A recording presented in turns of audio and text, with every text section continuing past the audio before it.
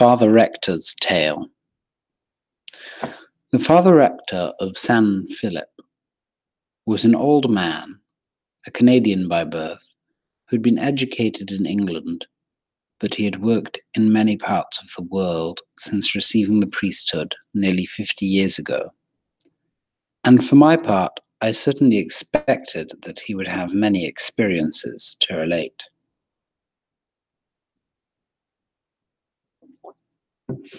At first, however, he entirely refused to tell a story. He said he had had an uneventful life, that he could not compete with the tales he had heard.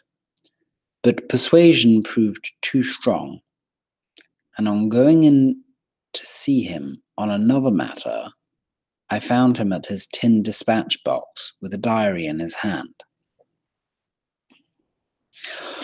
"I have found something that I think may do," he said.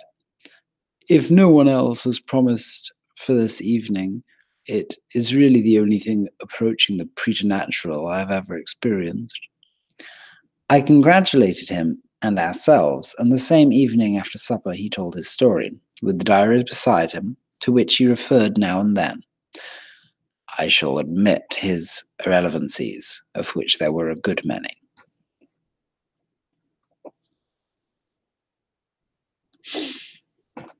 "This happened to me," he said, "nearly 30 years ago. I had been 20 years a priest and was working in a town mission in the south of England. I made the acquaintance of a Catholic family who had a large country house about 10 miles away. They were not very fervent people, but they had a chapel in the house where I would say Mass sometimes on Sundays, when I could get away from my own church on Saturday night. On one of these occasions, I met for the first time an artist whose name you would all know if I mentioned it, but it will be convenient to call him Mr. Farquharson. He made an extremely unpleasant impression on me, and yet there was no reason for it that I could see. He was a big man, palish, with curling brown hair. He was always very well dressed, with a suspicion of scent about him. He talked extremely wittily and would say the most surprising things that were at once brilliant and dangerous. And yet, in his talk, he never transgressed good manners. In fact, he was very cordial always to me. He seemed to go out of his way to be courteous and friendly, and yet I could not bear the fellow. However, I tried to conceal that, and with some success, as you will see. I was astonished that he asked me no questions about our beliefs or practices. Such people generally do, you know. They profess to admire our worship and its dignity. In the evening he played and sang magnificently, very touching and pathetic songs, as a rule. On the following morning he attended Mass, but I did not think much of that. Guests generally do, I have found, in Catholic houses. Then I went off in the afternoon back to my mission. I suppose it was 6 weeks before I met him again, and then it was at the same place. My hostess gave me tea alone, for I arrived late, and as we sat in the hall she told me that Mr. Farquharson was there again.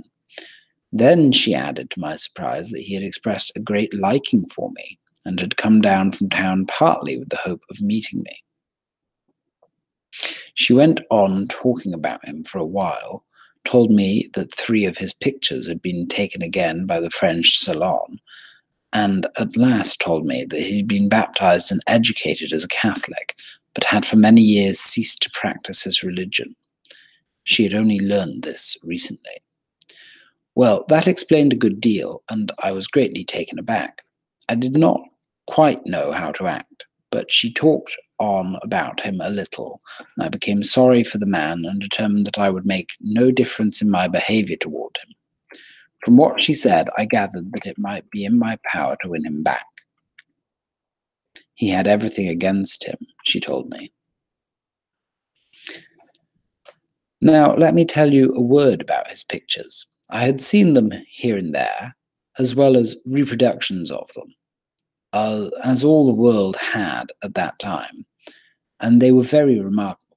They were on extraordinarily simple and innocent subjects, and often religious.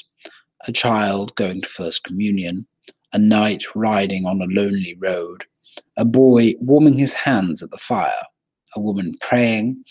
There was not a line or a colour in them that anyone could dislike. And yet they were corrupt. I know nothing about art, but I needed no art to see that these were corrupt. I did not understand it then, and I do not now. But there it is. I cannot describe their effect on me, but I know that many others felt the same, and I believe that kind of painting is not uncommon in the French school. The priest paused a moment. As I went down the long passage to the smoking room, I declared that I was not thinking of this side of the man. I was only wondering whether I could do anything. But the moment I came in and found him standing alone on the hearthrug, all this leapt into my mind. His personality was exactly like his own pictures. There was nothing that one could point to in his face and say that it revealed his character. It did not. It was clean-shaven, clever, strong, and artistic.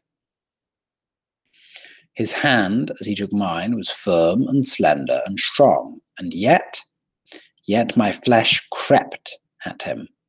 It seemed to me he was a kind of devil. Again, I did my utmost to hide all this, as we sat and talked that evening till the dressing gong rang, and again I succeeded, but it was a sore effort. Once when he put his hand on my arm, I nearly jerked it off, so great was the horror it gave me. I did not sit near him at dinner. There were several people dining there at night, but our host was unwell and went to bed early, and this man and myself, after he had played and sung an hour or so in the drawing room, talked till late in the smoking room, and all the while the horror grew. I have never felt anything like it. I am generally fairly placid, but it was all I could do to keep quiet. I even wondered once or twice whether it was not my duty to tell him plainly what I felt, well, really, this sounds absurd, but to curse him as an unclean and corrupt creature who had lost faith and grace and everything, and was on the very brink of eternal fire. The old man's voice rang with emotion.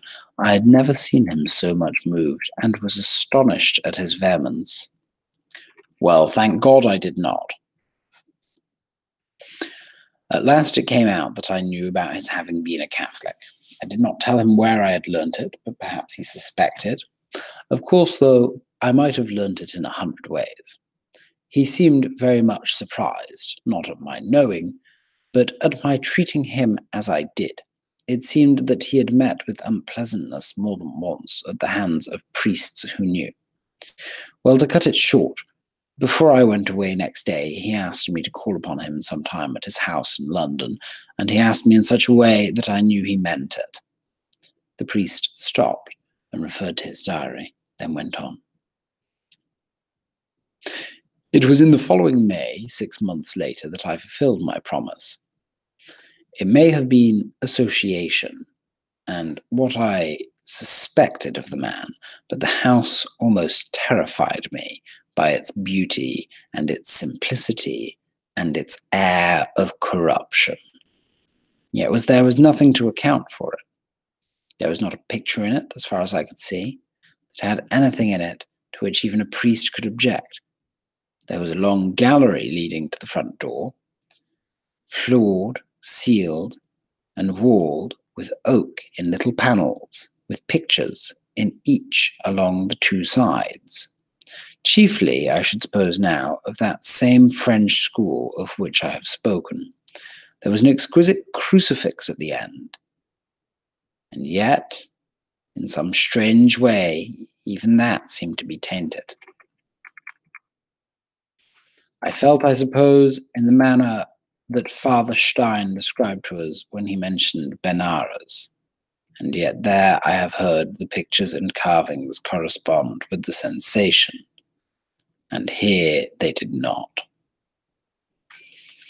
He received me in his studio at the end of the passage. There was a great painting on the easel on which he was working, a painting of Our Lady going to the well at Nazareth, most exquisite and yet terrible. I could hardly keep my eyes off it. It was nearly finished, he told me, and there was his grand piano against the wall. Well, we sat and talked, and before I left that evening I knew everything.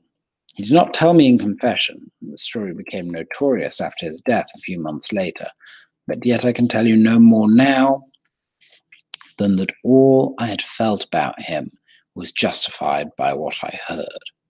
Part of what the world did not hear would not have seemed important to any but a priest, but it was just the history of his own soul, apart from his deeds, the history of his wanton contempt of light and warnings.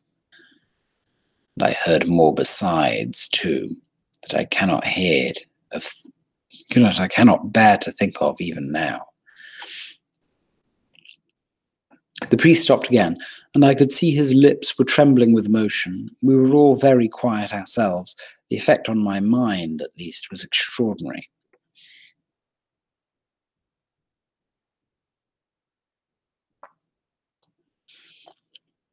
Presently, he went on. Before I left, I persuaded him to go to confession. The man had not really lost faith for a moment, so far as I could gather. I learnt from details that I cannot even hint at that he had known it all to be true, pitilessly clearly, in his worst moments. Grace had been prevailing, especially of late, and he was sick of his life. Of course, he had tried to stifle conscience, but by the mercy of God, he had failed. I cannot imagine why, except that there is no end in the loving kindness of God, but I have known many souls, not half so evil as his, lose their faith and their whole spiritual sense beyond all human hope of recovery. The priest stopped again, turned over several pages of his diary, and as he did, I saw him stop once or twice to read silently to himself, his lips moving.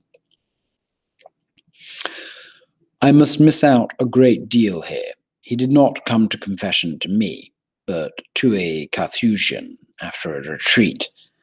I need not go into all the details of that so far as I knew them, and I will skip another 6 months. During that time, I wrote to him more than once, and just got a line or two back. Then I was ordered abroad, and when we touched at Brindisi, I received a letter from him. The priest lifted his diary again near his eyes. Here is one sentence, he said. Listen. I know I am forgiven, but the punishment is driving me mad. What would you say if you knew all I cannot write? I wonder if we shall meet again. I wonder what you would say. There was more that I cannot read, but it offers no explanation of this sentence. I wrote, of course, at once, and said that I would be home in 4 months, and asked for an explanation. I did not hear again, though I wrote 3 or 4 times, and after 3 or 4 months in Malta, I went back to England. My first visit was to Mr. Farquharson, when I had written to prepare him for my coming. The old man stopped again, and I could see that he was finding it more and more difficult to speak. He looked at the diary again once or twice, but I could see that it was only to give himself time to recover. Then he lowered it once more, leaned his elbow on the chair arm and his head on his hand, and went on in a slow voice full of effort. The first change was in the gallery. His pictures were all gone, and in their place hung others. Engravings and portraits of no interest or beauty that I could see. The crucifix was gone, and in its place stood another, very simple and common, a plaster figure on a black cross. It was all very commonplace, such a room as you might see in any house. The man took me through as before, but instead of opening the studio door, as I expected, turned up the stairs to the right, and I followed. He stopped at a little door at the end of a short passage, tapped, and threw it open. He announced my name, and I went in. He paused once more. There was a Japanese screen in front of me, and I went round it, wondering what I should find. I caught a sight of a simple, commonplace room with a window looking out on my left, and I saw an old man sitting in a high chair over the fire on which boiled a saucepan, warming his hands, with a rug over his knees. His face was turned to me, but it was that of a stranger. There was a table between us, and I stood hesitating, on the point of apologizing. The old man looked at me, smiling. "You do not know me," he said. Then I saw it bore an odd sort of resemblance to Mr. Farquharson, and I supposed it was his father. That would account for the mistake, too, I thought in a moment. My letter must have been delivered to him instead. "I came to see Mr. Farquharson," I said. "I beg your pardon if—" Then he interrupted me. "Well, you will guess. This was the man I had come to see. It took a minute or two before I could realize it. I swear to you that the man looked not 10, nor 20, nor 30, but 50 years older." I went and took his hand and sat down, but I could not say a word. Then he told me his story, and as he told it, I watched him. I looked at his face. It had been full and generous in its lines. Now the skin was drawn tightly over his cheeks and a great square jaw. His hair, so much of it as escaped under his stuff cap, was snow white and like silk. His hands, stretched over the fire, were gnarled and veined and tremulous. And all this had come to him in less than 1 year. Well, this was his story. His health had failed abruptly within a month of my last sight of him. He had noticed weakness coming on soon after his reconciliation, and the failure of his powers had increased like lightning. I will tell you what first flashed into my mind, that it was merely a sudden, unprecedented breakdown that had first given room for grace to reassert itself, and had then normally gone forward. The life he had led, well, you understand. Then he told me a few more facts that soon put that thought out of my head. All his artistic powers had gone too. He gave me an example. "Look round this room," he said in his old man's voice, "and tell me frankly what you think of it. The pictures, the furniture." I did so, and was astonished at their ugliness. There were a couple of hideous oleographs on the wall opposite the window. Perhaps you know them, of the tombs of our Lord and his Blessed Mother, with yellow candlesticks standing upon them. There were green baize curtains by the windows, an Axminster carpet of vivid colours on the floor, a mahogany table in the centre with a breviary upon it, and a portfolio open. It was a kind of room that you might find in 20 houses in a row on the outskirts of a colliery town. I supposed, of course, that he had furnished his room like this out of morbid kind of mortification, and I hinted this to him. He smiled again, but he looked puzzled. "No," he said, "indeed not. Then you think them ugly too?" "Well, well, it is that I do not care. Will you believe me when I tell you that? There is no asceticism in the matter. Those pictures seem to me as good as any others. I have sold the others." "But you know that they are not good," I said. "My friends tell me so. and I remember I used to think so once too, but that has all gone. Besides, I like them." He turned his chair and opened the portfolio that lay by him. "Look," he said, and pushed it over to me, watching my face as I took it. It was full of sheets of paper, scrawled with such pictures as a stupid child might draw. There was not the faintest trace of any power in them. Here is one of them that he gave me. He drew out a paper from his diary and held it up. "I will show it to you presently. As I looked at them, it suddenly struck me that all this was an elaborate pose. I suppose I showed the thought in the way I glanced up at him. At any rate, he knew it. He smiled again pitifully. "No," he said, "it is not a pose. I have posed for 40 years, but I have forgotten how to do it now. It does not seem to me worthwhile either." "Are you happy?" I asked. "Oh, I suppose so," he said. I sat there bewildered. "And music?" I said. He made a little gesture with his old hands. "Tell Jackson to let you see the piano in the studio," he said, "as you go downstairs. And you might look at the picture of Our Lady of Nazareth at the same time. You will see how I tried to go on with it.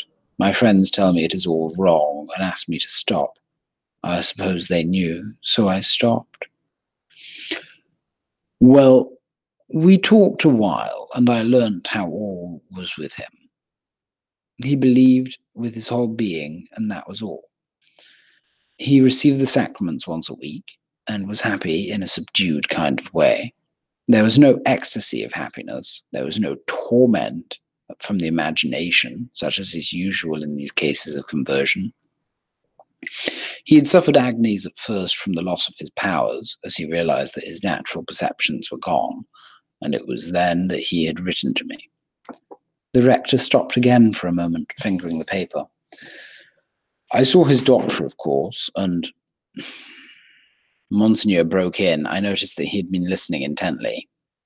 "The piano and the picture," he said. "Ah, yes.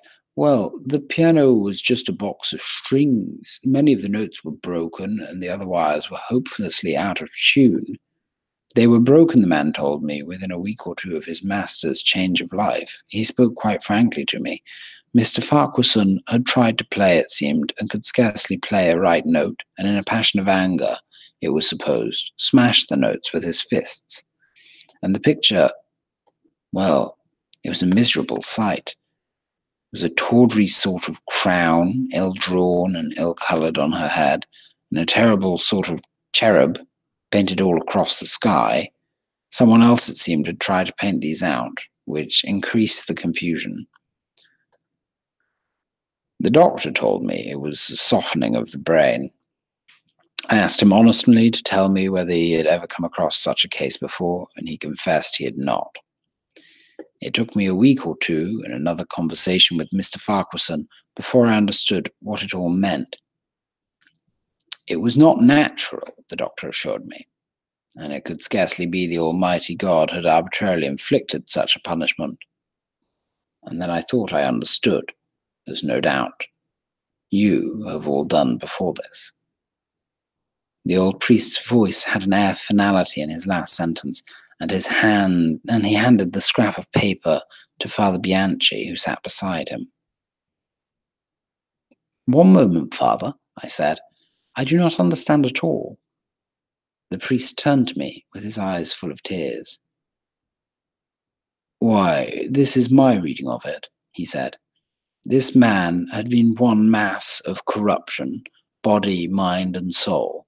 Every power of his had been nurtured on evil for 30 years.